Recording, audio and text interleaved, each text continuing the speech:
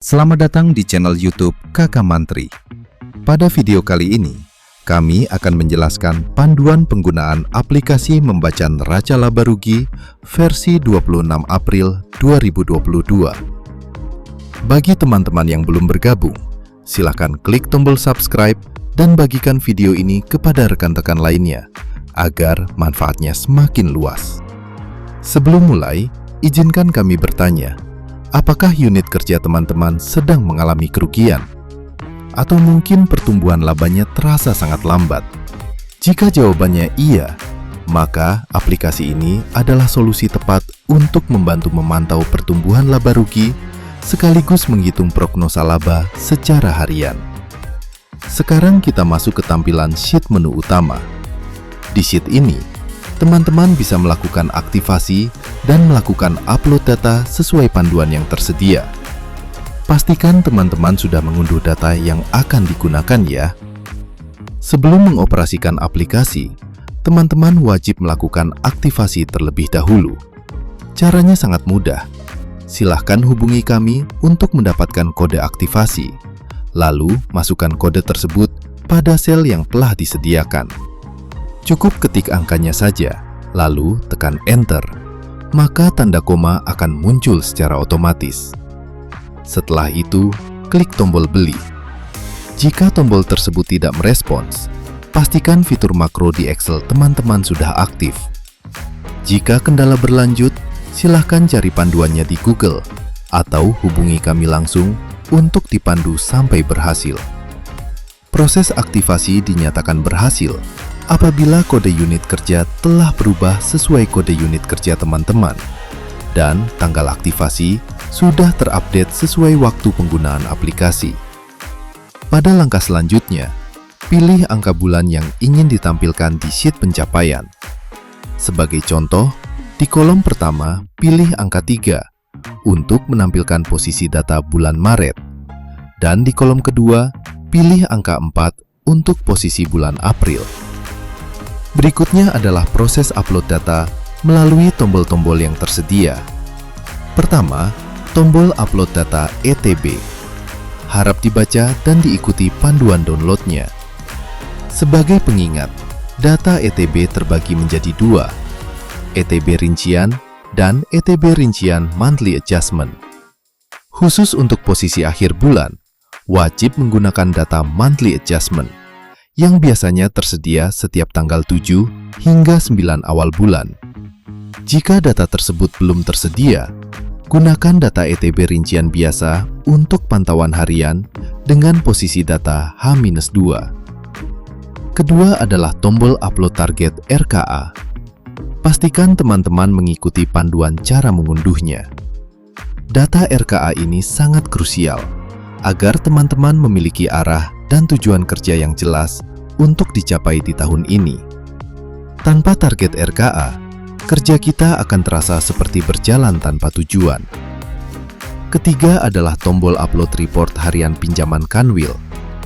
Data ini berfungsi untuk menampilkan rincian outstanding pinjaman, serta kualitas pinjaman secara spesifik di unit kerja teman-teman. Keempat adalah tombol upload GI 405. Untuk data ini, teman-teman hanya membutuhkan posisi tanggal kemarin agar dapat melihat pencapaian HA-1 secara akurat pada sheet pencapaian GI 405. Kelima adalah tombol upload average daily simpanan.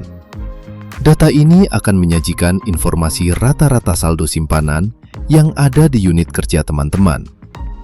Tombol terakhir untuk upload adalah branch P dan L summary, tahun lalu dan tahun berjalan.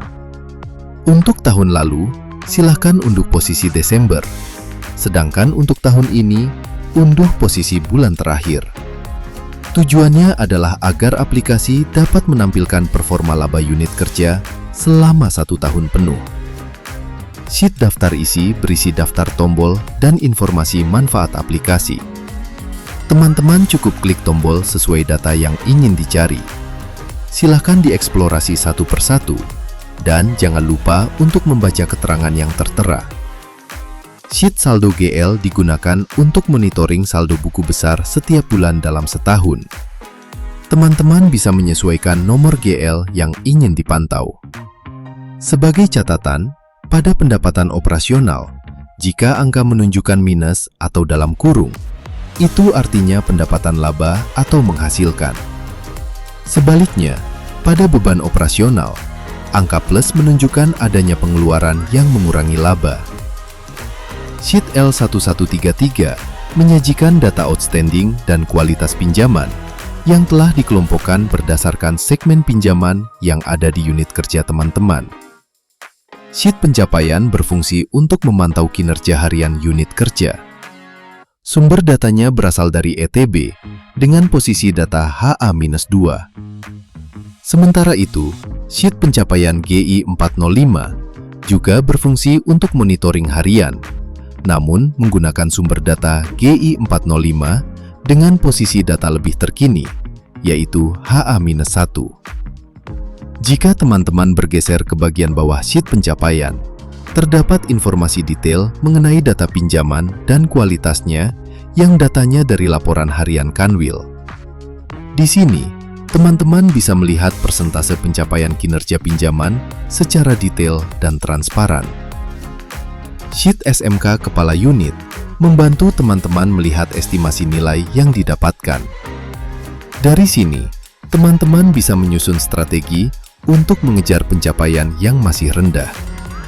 Saran kami, prioritaskan pencapaian dengan bobot tinggi karena sangat berpengaruh pada nilai akhir. Kami mendoakan semoga teman-teman pengguna aplikasi ini meraih nilai terbaik dengan predikat kinerja PL1. Amin. Sheet Cari Nama. Neraca disediakan untuk memudahkan teman-teman melakukan pencarian neraca secara cepat berdasarkan nama neracanya. Sheet Neraca setahun digunakan untuk monitoring neraca selama periode 1 tahun. Jika teman-teman melakukan filter data, cukup klik tombol Reset Filter untuk mengembalikan tampilan ke data awal. Sheet Neraca Delta berfungsi untuk memantau selisih atau perubahan neraca dibandingkan dengan posisi bulan lalu. Tersedia juga tombol Reset Filter untuk mengembalikan tampilan ke data awal. Sheet Neraca Delta Bulanan memberikan gambaran selisih pendapatan dan biaya setiap bulan dalam 1 tahun. Ini memudahkan teman-teman untuk membandingkan performa antar bulan secara konsisten. Sheet FBI khusus digunakan untuk monitoring pendapatan fee-based income, baik yang berasal dari perusahaan anak maupun non-perusahaan anak. Sheet Laba YOY Year on Year berguna untuk memantau performa laba tahun lalu dan membandingkannya dengan tahun ini. Teman-teman bisa melihat apakah laba mengalami pertumbuhan atau penurunan, posisi laba off, serta progres pencapaian laba berjalan. Sheet Laba berfokus pada monitoring laba tahun berjalan. Di sini, teman-teman bisa melihat prognosa laba harian. Tersedia juga tombol rincian delta untuk mengecek pos GL mana yang memiliki selisih pendapatan atau biaya paling signifikan dibandingkan bulan lalu. Sheet Hitung Laba digunakan untuk monitoring pendapatan dan biaya berdasarkan item tertentu, dengan perbandingan posisi data bulan lalu dan bulan berjalan.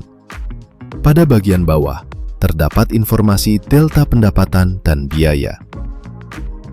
Kami ingatkan kembali, agar unit kerja mendapatkan laba atau kondisi laba on, maka delta pendapatan harus lebih besar dari delta biaya.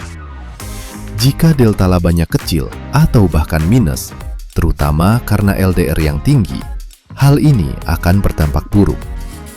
Bagian ini juga dilengkapi keterangan yang bisa teman-teman gunakan sebagai bahan laporan ke pimpinan mengenai kondisi laba terkini. Jika digeser lebih ke bawah, terdapat prognosa penambahan laba on sampai akhir bulan. Di sini, teman-teman bisa mengestimasi penambahan pendapatan dan biaya dari posisi terakhir hingga tutup bulan, sehingga didapatkan angka prognosa biaya yang akan diterima.